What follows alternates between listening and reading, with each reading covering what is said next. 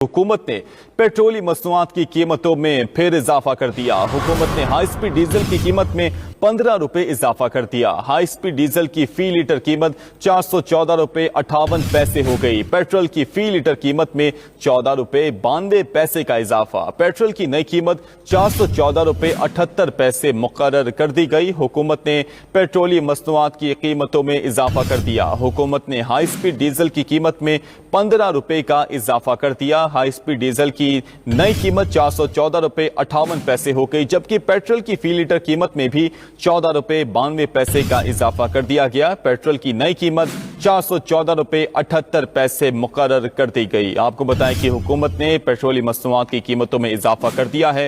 हुकूमत ने high speed diesel की कीमत में 15 रुपए इजाफा कर दिया। हाई स्पीड डीजल की फी लीटर कीमत 414 रुपए 58 पैसे हो गई। पेट्रोल की फी लीटर कीमत में 14 रुपए 92 पैसे का इजाफा। पेट्रोल की नई कीमत 414 रुपए 78 पैसे मुकर्रर कर दी गई है। आपको ब्रेकिंग न्यूज दें कि हुकूमत ने पेट्रोलियम मसनूआत की कीमतों में इजाफा कर दिया है। हुकूमत ने हाई स्पीड डीजल की कीमत में 15 रुपए का इजाफा कर दिया।